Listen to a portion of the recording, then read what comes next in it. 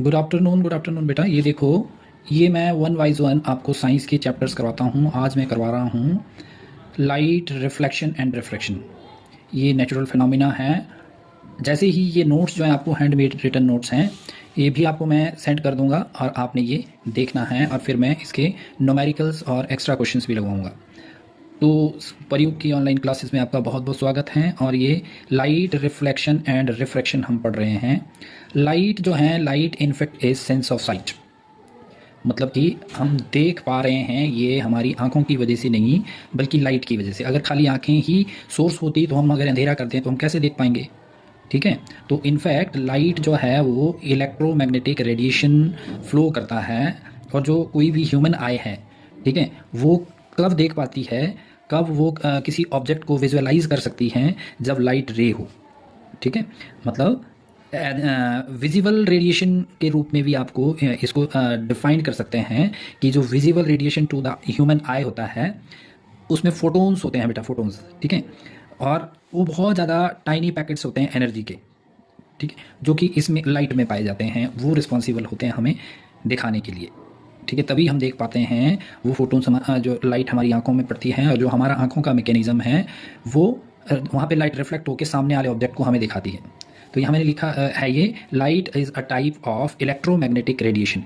ठीक है, इलेक्ट्रोमैग्नेटिक की एक ऐसी टाइप है वो that allows the human eye to see और मेक्स ऑब्जेक्ट विजिबल, या देख सकता है वो ऑब्जेक्ट को तभी पॉसिबल है जब इलेक्ट्रोमैग्नेटिक रेडिएशन निकलेगा। ठीक है, it is also defined as visible radiation. इसको विजिबल रेडिएशन के रूप में भी डिफाइन कर सकते हैं to the human eye. Photons, जो क्या है फोटोन्स ह्यूमन आई के लिए, which are tiny packets of energy, बताया था ना मैंने, छोटे छोटे पैकेट्स ऑफ एनर्जी के आर फाउंड इन लाइट, जो कि लाइट में होते हैं और वही हमारे आंखों के लिए विजुअलाइज भी होते हैं। अब देखो, ये एक डायग्राम मैं आपको दिखाता हूँ। यहाँ पे देखिए, ये रिफ्लेक्शन ऑफ लाइट की डायग्राम है। मतलब जो जब भी कहीं से कोई लाइट आती है तो बाउंस बैक होके वापस सरफेस में रिफ्लेक्ट हो जाती है। ठीक है, देखो, और जो आने वाली रे है, जैसे यहाँ सोर्स ऑफ लाइट है, यहाँ से रे आ रही है और ये ओपेक सरफेस पे टकरा रही है। सरफेसेस अलग अलग होते हैं। ओपेक वो सरफेस होता है जो इलेक्ट्रिक लाइट को पास होने नहीं देता है, which does not allow the light to pass through, that is opaque surface। Transparent कौन सा सरफेस होता है? which allows the light to pass through। एक तीसरा सरफेस होता है translucent, which does not allow the light to pass through। Right, अब ये पास नहीं होने दे रहा है तो इस सरफेस से आएगी। और किसी भी चीज़ का जो है ना परपेंडिकुलर नॉर्मल होता ही है। मान लो ये बुक रखी है तो इसका परपेंडिकुलर नॉर्मल ये है, कहीं से भी खींचो, ये देखो परपेंडिकुलर जो 90 डिग्री का एंगल बना रहा है, देखो ये इसके ऊपर 90, तो इसको नॉर्मल बोलते हैं एज सच फिजिक्स की भाषा में। राइट, तो ये देखो नॉर्मल पे जब इंसिडेंस लाइट आ रही है तो यहाँ पे एक एंगल बन रहा है बेटा। लेट्स सी कि 30 डिग्री का एंगल है, तो डेफिनेटली जब ये सरफेस पे टकराएगी और बाउंस बैक होकर वापस चली जाएगी तो यहाँ भी जो सरफेस पे एंगल बनेगा वो इस एंगल के बराबर भी ही होगा। I is equal to R. You got it? तो अब आपको समझ में आया, रिफ्लेक्शन मतलब सरफेस पे आया, ओपेक सरफेस पे जो रे ऑफ लाइट है। रे क्या होती है? जो उस लाइट सोर्स से लाइट निकलती है ना, जो वो पाथ फॉलो कर रही है, उसे ही हम रे बोलते हैं। अंडरस्टूड? इसको मैंने डिटेल में बताया हुआ है, बाकी आप यहाँ से देखिए बेटा। ये देखो, ये द रिफ्लेक्शन क्या चीज़ है? The bouncing back the light in the same medium is called reflection of light. Medium मतलब एयर या ग्लास या अर्थ, कोई भी, तो एक मीडियम जैसे एयर है, वहाँ से लाइट आई और वापस ओपेक सरफेस पे टकराई और वापस चली गई उसी सरफेस में, उसे हम रिफ्लेक्शन ऑफ लाइट बोलते हैं। और ये पॉसिबल कब होती है? जब जिस सरफेस से लाइट टकराई है वो सरफेस ओपेक होना चाहिए। राइट, वो जो है that suppose not to pass the light through, वो अलाउ नहीं करेगा, that does not allow the light to pass through. Understood? तो ये है। अब इसी जो ये जो मैंने डायग्राम आपको दिखाई, यहाँ से ही लॉ निकलते हैं। देखो, ये एंगल इसके बराबर है और ये तीनों, देखो अभी मैं मोटी मोटी बात बता रहा हूँ। ये देखो, इंसिडेंस रे आई और नॉर्मल आई और ये आई, और एक ही प्लेन में, सरफेस की एक ही, दूसरी प्लेन की साइड को नहीं जाएगी, एक ही प्लेन में एक ही पॉइंट पे टकराती है। ये फर्स्ट लॉ होता है। राइट, और सेकेंड लॉ क्या होता है कि जितना एंगल आई है उतना ही एंगल आर भी होगा। एंगल ऑफ इंसिडेंस जितना होगा उतना ही एंगल ऑफ रिफ्लेक्शन भी होगा।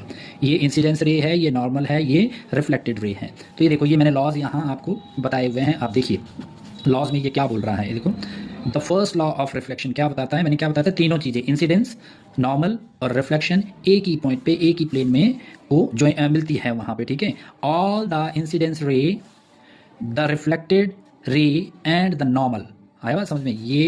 ये और ये normal to the surface at the point of incidence lie on the same place. कहाँ पे लाई करती है? एक ही प्लेस पे लाई करती है। अंडरस्टूड? ये देखो, एक ही प्लेन पे, सॉरी, ये इसी साइड का प्लेन मतलब दो सरफेस है, एक ऊपर को है एक नीचे को है, तो एक ही सरफेस पे लाई कर रही है ये देखो तीनों एक ही पॉइंट पे। ये फर्स्ट लॉ ऑफ रिफ्लेक्शन है। Understood? What about the second? What about the second law? Second law क्या बोलता है बेटा? सेकंड बोलता है कि the second law of reflection says कि आई एंगल और आर एंगल बराबर ही होते हैं। ठीक है, क्या बोल रहा है ये? The angle of incidence equal to the angle of reflection. अगर आपको दूसरे शब्दों में बोले, in other words, the angle between the incidence ray and the normal is equal to the angle between the reflected ray and the normal. इसको यहाँ से देखो, the angle between the incidence ray and normal is equal to angle between the reflected ray and normal, तो I is equal to R. ये second law है reflection का, और law never ever changes. Law does not change at any cost, वो बदलता नहीं है। आई बात समझ में?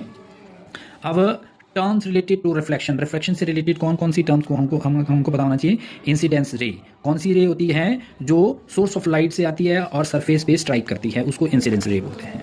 ठीक है बेटा? और पॉइंट ऑफ इंसिडेंस, वो ऐसा पॉइंट होता है जहाँ पे इंसिडेंस रे आती है और वहीं से नॉर्मल में सरफेस पे जो उसी सरफेस में लाइट वापस जाती है और रिफ्लेक्टेड रे बनाती है। The point eight which the incidence रे strikes the reflecting surface is called the point of incidence, उसको पॉइंट ऑफ इंसिडेंस बोलते हैं। रिफ्लेक्टेड रे कौन सी होती है? जो बाउंस बैक होके उसी सरफेस में वापस जाती है, दैट इज रिफ्लेक्टेड रे। और नॉर्मल कौन सा होता है? मैंने बताया था आपको, जो परपेंडिकुलर ड्रॉ किया होता है हमने किसी भी ऑब्जेक्ट पे। एंगल ऑफ इंसिडेंस जो इंसिडेंस रे और नॉर्मल के बीच में बनता है।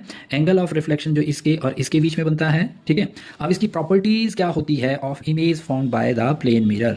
प्लेन मिरर के द्वारा जो इमेज बनाई जाती है उसकी क्या प्रॉपर्टी, क्या गुण दोष उसके होते हैं। ठीक है, जो प्लेन मिरर है वर्चुअल इमेज बनाता है हमेशा। ठीक है, ah plane mirror forms an image that is virtual, उस पार, शीशे के उस पार। ठीक है, तो और वो क्या दिखती है? Image appears literally inverted. Literally inverted का क्या मतलब? आप क्या करो, आप अपने मुंह पे एक मस्सा देखेंगे, अगर वो राइट साइड होगा तो वो शीशे में आपको लेफ्ट साइड दिखाई देगा बेटा। लेफ्ट टू राइट ऐसे इन्वर्टेड होती है। ठीक है, आप इमेजिन करना कभी, अगर राइट कंधे में आपको इस सपोर्ट लगा देना छोटा सा ब्लैक, और आप देखेंगे तो वो आपको लेफ्ट कंधा दिखाई देगा मिरर में, प्लेन मिरर में ऐसा होता है। इसीलिए जो इमेज अपीयर होती है वो लिटरली इन्वर्टेड होती है। ठीक है, the distance of the image from the mirror is the same as the distance of the object from the mirror but behind the mirror. जो इमेज का डिस्टेंस भी उतना ही होता है, जैसे हम प्रिज्म के लिए या उसके लिए कोई प्रैक्टिकल करते हैं स्कूल्स में तो आपको दिखाई देता है उसी डिस्टेंस में पीछे। मतलब अगर आप शीशे के नज़दीक आओगे तो आपको लगेगा कि उधर से इमेज भी आपके नज़दीक आती जा रही है, और अगर आप दूर जाएंगे तो इमेज भी दूर भासेगी हमें जाते हुए। अंडरस्टूड? तो इसीलिए इसने बोला है कि जो इमेज होती है मिरर में वो सेम डिस्टेंस पे अपीयर होती है हमें। आई बात समझ में? ये प्रॉपर्टीज है इसकी। और अब ये बोल रहा है the size of the image is equal to the size of the object. Image की साइज बिल्कुल उतनी होती है जैसे ऑब्जेक्ट की भी, ऑब्जेक्ट का भी साइज होता है। अभी जो हम पढ़ेंगे ना बेटा, स्फेरिकल मिरर में जो हम इमेजेस कैसे बनती है कनकेव में और कन्वेक्स में, स्फेरिकल मिरर तो ऐसे गोल होता है ना, ऐसे वो भी मैं आपको वो ड्रॉ करके बताऊंगा मैं। वैसे मैंने सारे नोट्स जो है आपको बता दे रहा हूँ, ये हैंड रिटन नोट्स हैं, इनको अपने पास आपको रखना है। एंड आपको सारे सॉल्ट पेपर सारे जो है ना इससे रिलेटेड भी क्या बोलते हैं अपना क्वेश्चन पेपर से भी, सैम्पल पेपर से भी, PYQs भी, जो आपके केस स्टडी बेस्ड क्वेश्चन है वो सारे मैं आपको ये एग्जाम 2026 के लिए प्रिपेयर करवा रहा हूँ, आपने देना है।